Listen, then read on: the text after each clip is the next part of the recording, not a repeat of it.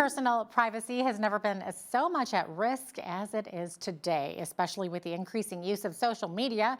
Of course, there's even more concern when children are being targeted. So joining us today is Sharon Polsky. She is the president of the Privacy and Access Council of Canada. Good to have you with us today, Sharon, who is actually joining us from a cruise ship. Lucky you. Lovely to be with you again. I would Thank you. really appreciate taking the time out of your vacation to talk about this. So, Sharon, recently Instagram introduced some new rules for minors, and some say that it's great, while others believe that it's not nearly enough. And I understand that teens will now, by default, get a private account when they sign up. So that sounds like a good thing, doesn't it, Sharon?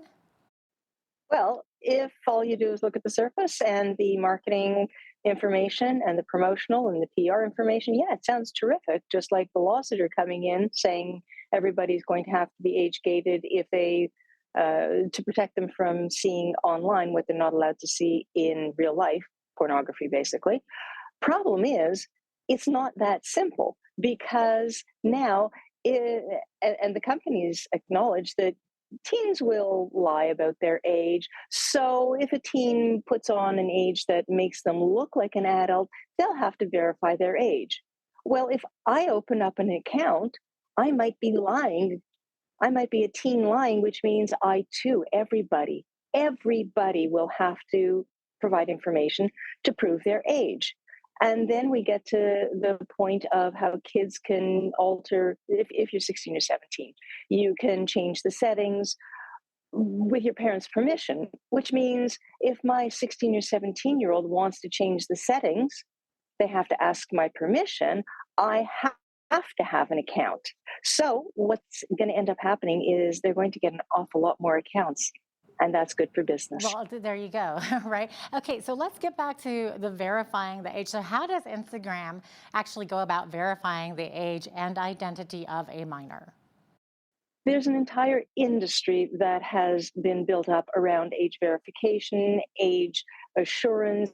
They call it different things. And basically, it's artificial intelligence that estimates your age and then goes out as their terms of service say they might and they will. They'll go out and check you out on other platforms, the things you say, the photos that your friends, strangers post. If it's a school photo from an outing, there you are in a junior school. Well, you can't possibly be over 18. Problem comes in, not everybody fits the standard mold. I had a wonderful conversation with a young woman in Toronto a few months ago.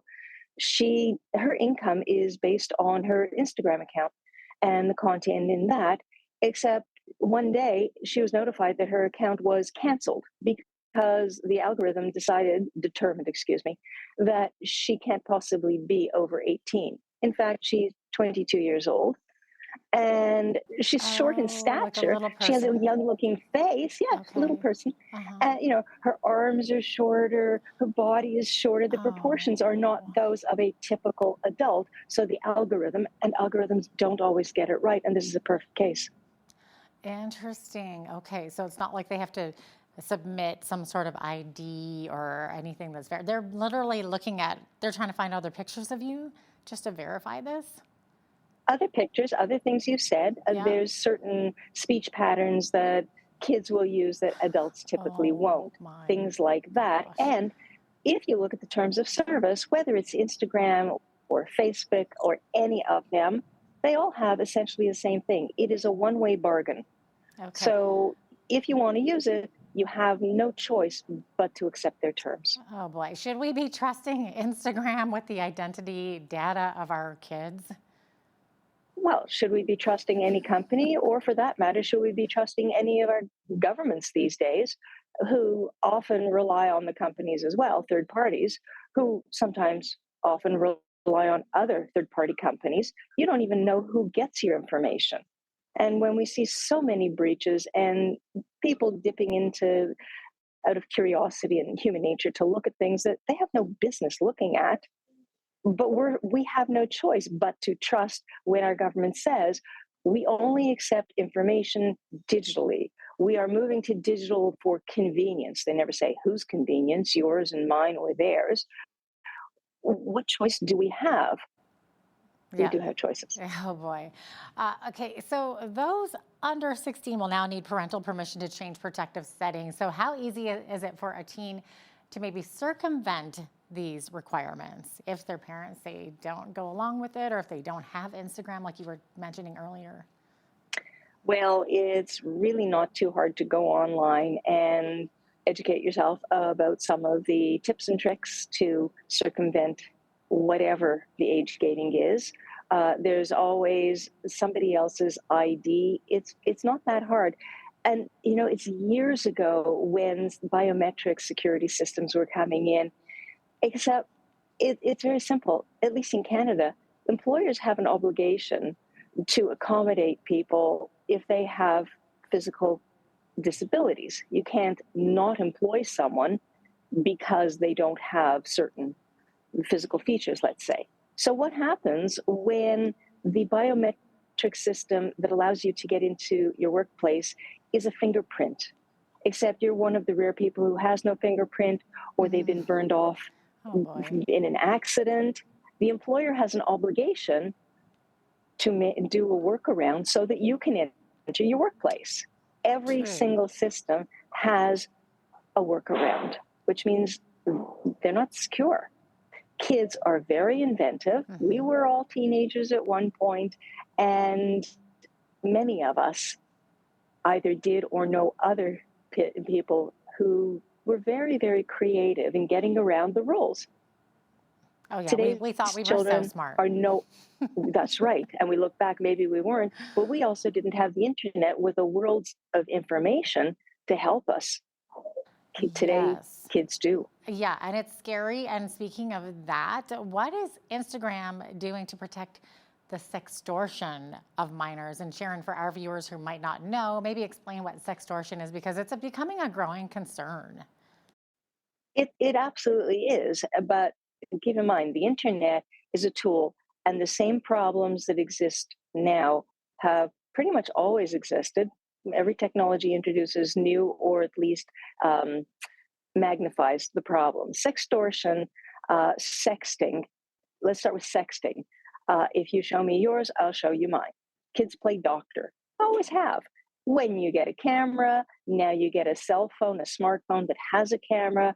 I'll show you my naughty bits, you'll show me yours. I've been online with a friend, because everybody is a friend, because go back to that Maslow hierarchy, we all want to be part of a group and accepted. So somebody gives us an invitation to link to them online, they're a new friend. We don't know the person. It might be a completely bogus photo and profile.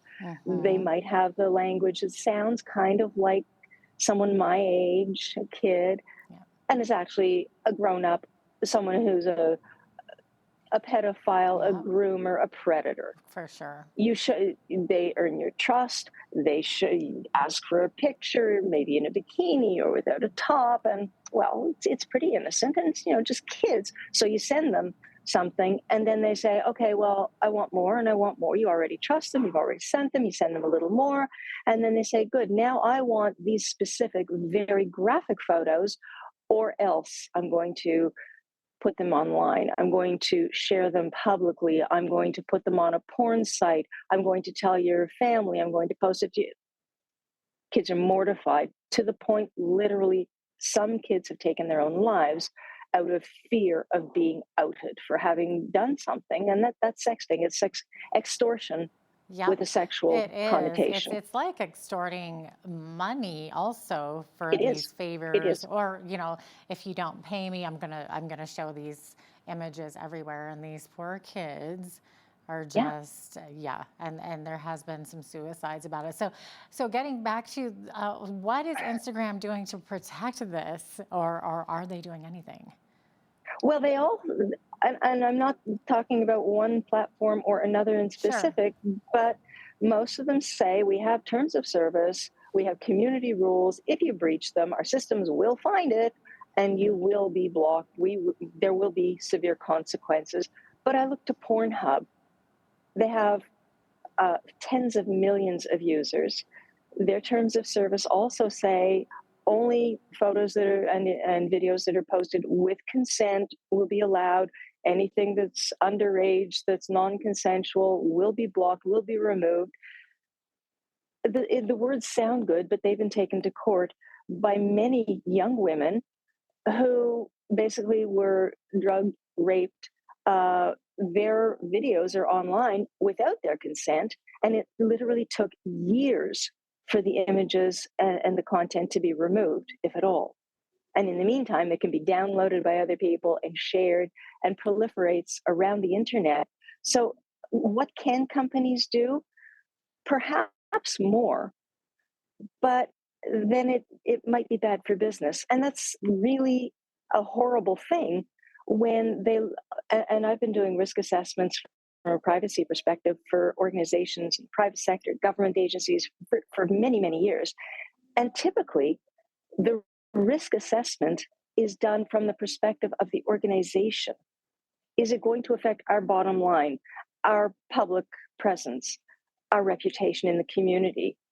They don't look at it the way they're supposed to, which is, does it pose a risk to the individual whose personal information we are capturing, using, holding, sharing? Yeah, and there are dozens of states in the U.S. that are suing Facebook and Instagram for making social media addictive to kids.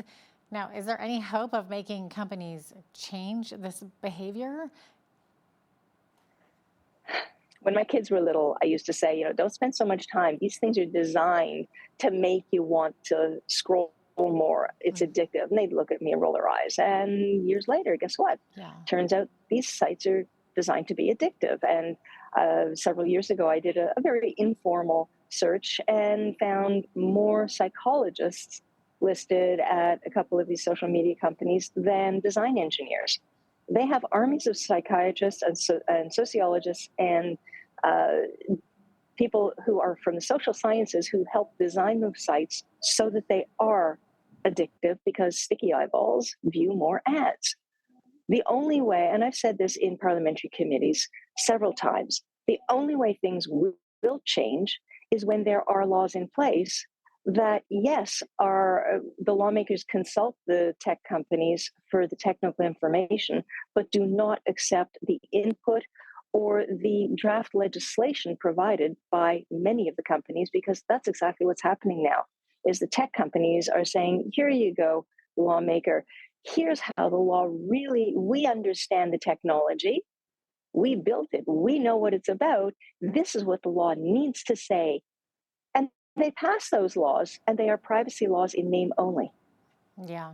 In doing research, I saw that the Privacy Commissioner of Canada did a sweep of more than 1,000 websites and mobile apps and found that 97% of websites and the apps that were reviewed were using one or more deceptive design patterns that make it difficult for people to protect their privacy online. And that includes children's apps. And that's really appalling, Sharon.